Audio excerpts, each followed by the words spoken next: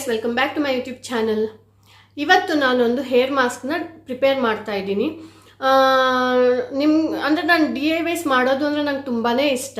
And ಇನ್ನೂ ಒಂದು ಏನಂದರೆ, ನಾನು ಏನೇ ಒಂದು ಸ್ಕಿನ್ ಕೇರ್ ಆಗಲಿ ಹೇರ್ ಕೇರ್ ಆಗಲಿ ನಾನು ಫಸ್ಟು ನನ್ನ ಮೇಲೆ ಟ್ರೈ ಮಾಡಿ ಆಮೇಲೆ ನಾನು ವೀಡಿಯೋಸ್ ಮಾಡೋದು. ಎಲ್ಲೋ ಒಂದು ಕೇಳಿಸ್ಕೊಂಡು ಇಲ್ಲ ಯಾವುದೋ ಒಂದು ವಿಡಿಯೋ ನೋಡಿಕೊಂಡು ನಾನು ನಿಮಗೆ ವೀಡಿಯೋಸ್ ಮಾಡಿ ಹೇಳಲ್ಲ. ಇವತ್ತು ನಾನು ಪ್ರಿಪೇರ್ ಮಾಡೋ ಹೇರ್ ಮಾಸ್ಕ್ ಯಾವುದು ಅಂದರೆ banana hair mask.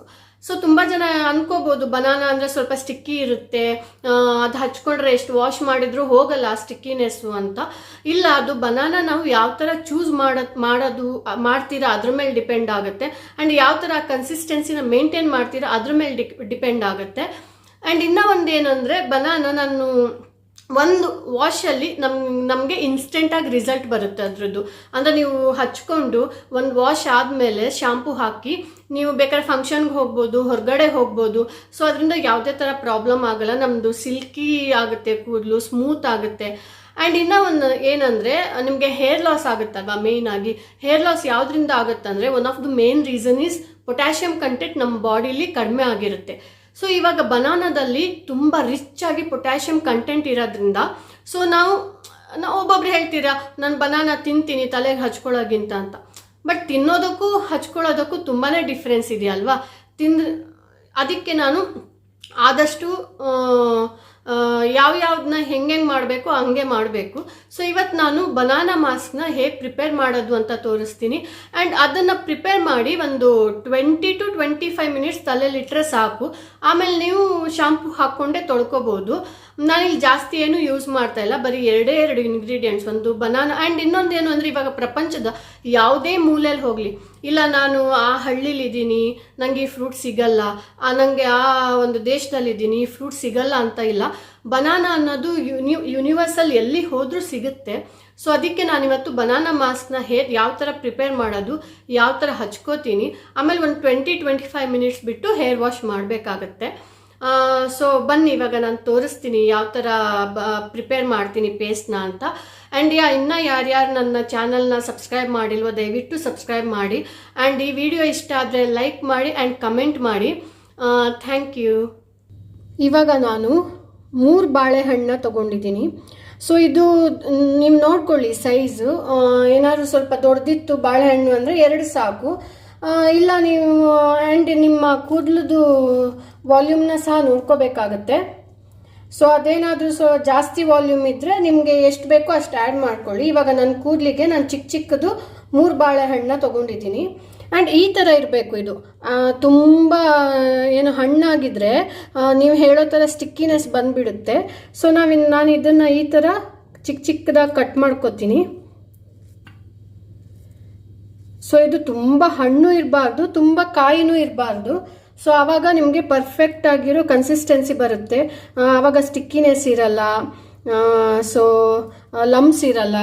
So lumps ಇಲ್ಲದೆ ನಾವು ಚೆನ್ನಾಗಿ ಇದನ್ನು ಪೇಸ್ಟ್ ಮಾಡಿಕೊಂಡ್ರೆ ಯಾವ ಸ್ಟಿಕ್ಕಿನೆಸ್ಸು ಇರಲ್ಲ, ಏನೂ ಇಲ್ಲ. ಸೊ ಇವಾಗ ನೀವು ನೋಡ್ಬೋದು, ನಾನು ಇಲ್ಲಿ 3 ಬಾಳೆಹಣ್ಣನ್ನ ತೊಗೊಂಡಿದ್ದೀನಿ. ಇದನ್ನು ಇವಾಗ ನಾನೊಂದು ಮಿಕ್ಸರ್ ಜಾರ್ಗೆ ಹಾಕಿಬಿಟ್ಟು ಪೇಸ್ಟ್ ಮಾಡ್ಕೊಂಡು ಬರ್ತೀನಿ.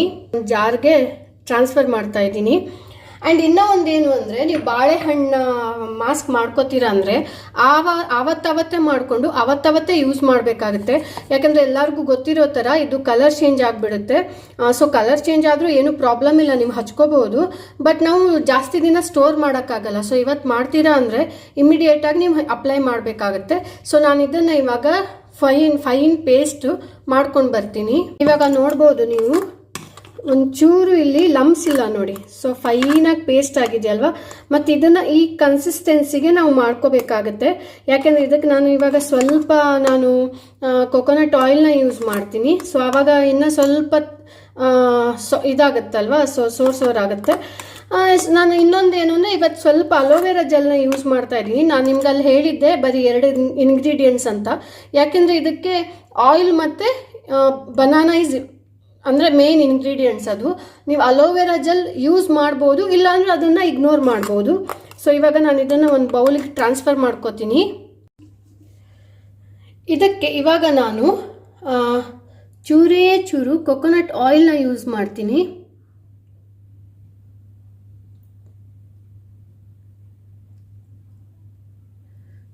ಸೊ ಸೊ ಇಷ್ಟು ಸಾಕು. ಆಮೇಲೆ ಅಲೋವೆರಾ ಜೆಲ್ನ ಸ್ವಲ್ಪ ಯೂಸ್ ಮಾಡ್ತೀನಿ. ಸೊ ಇದು ಅಗೇನ್ ನಿಮ್ಮ ಇಷ್ಟ, ಇದು ಯೂಸ್ ಮಾಡೋದಾದರೆ ಮಾಡ್ಬೋದು, ಇಲ್ಲಾಂದರೆ ಇಗ್ನೋರ್ ಮಾಡ್ಬೋದು. ನಾನು ಇವತ್ತು ಯೂಸ್ ಮಾಡ್ತಾ ಇದ್ದೀನಿ. ಯಾಕೆಂದರೆ ಇದು ಯೂಸ್ ಮಾಡೋದ್ರಿಂದ ಏನಾಗುತ್ತೆ ಅಂದರೆ ನಿಮ್ಮದು ಫ್ರಿಝಿ ಹೇರ್ ಇದ್ದರೆ ಅದು ಸ್ಟ್ರೈಟ್ ಮಾಡುತ್ತೆ. ಆಮೇಲೆ ಡ್ಯಾಮೇಜ್ ಆಗಿದ್ರೆ ಅದನ್ನು ಇದು ಮಾಡುತ್ತೆ, ಕಂಟ್ರೋಲ್ ಮಾಡುತ್ತೆ ಡ್ಯಾಮೇಜನ್ನ. ಸೊ ಇದನ್ನು ಚೆನ್ನಾಗಿ ಇವಾಗ ನಾನು ಮಿಕ್ಸ್ ಮಾಡ್ಕೋತಾ ಇದ್ದೀನಿ. ಸೊ ಚೆನ್ನಾಗಿ ಮಿಕ್ಸ್ ಆದಮೇಲೆ ತಲೆಗೆ ಹಚ್ಕೊಂಡು 20 ಮಿನಿಟ್ಸ್ ಇಟ್ಟರೆ ಸಾಕು, ಏನು ಜಾಸ್ತಿ ಏನು ಇಡಬೇಕಾಗಿಲ್ಲ. ನೀವು ನೋಡ್ಬೋದು ಎಷ್ಟು ಚೆನ್ನಾಗಿ ಕನ್ಸಿಸ್ಟೆನ್ಸಿ ಬಂದಿದೆಯಲ್ವ. ಸೊ ಈ ಥರ ಇದ್ದರೆ ನಿಮಗೆ ಅದೇನು ಸ್ಟಿಕ್ಕಿನೆಸ್ ಅಂತೀರಲ್ವ, ಲಮ್ಸ್ ಫ್ರೀನ ನಾವು ಪೇಸ್ಟ್ ಮಾಡಬೇಕಾಗತ್ತೆ. ಸೊ ಏನಾದ್ರು ಸ್ವಲ್ಪ ಲಮ್ಸ್ ಏನಾದರೂ ಇತ್ತು ಅಂದರೆ ನಮಗೆ ಸ್ಟಿಕ್ಕಿನೆಸ್ ಆಗಿಬಿಡುತ್ತೆ. ಸೊ ಇವಾಗ ಪೇಸ್ಟ್ ರೆಡಿಯಾಗಿದೆ, ತಲೆಗೆ ಹಚ್ಕೊಳ್ಳೋಣ ಇವಾಗ. ಸೊ ಇದಾದಮೇಲೆ 20 ಮಿನಿಟ್ಸ್ ಆದಮೇಲೆ ಹೇರ್ ವಾಶ್ ಮಾಡಬೇಕು.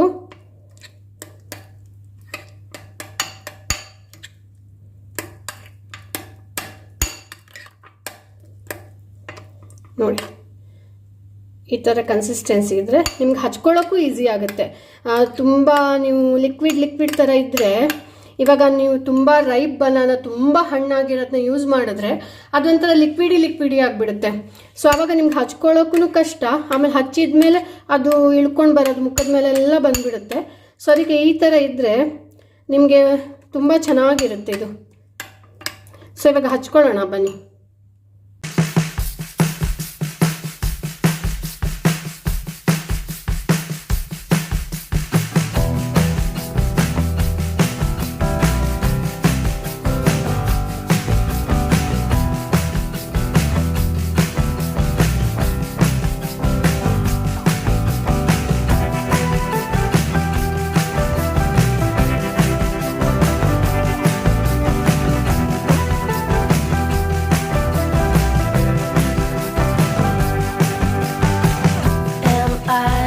Paper doll, fold it up, tucked away. Take your pen and write on my heart, a paper doll tucked away. No, I don't feel lonely. Fold it up, tucked away. In your breast pocket, close to your heart, a paper doll tucked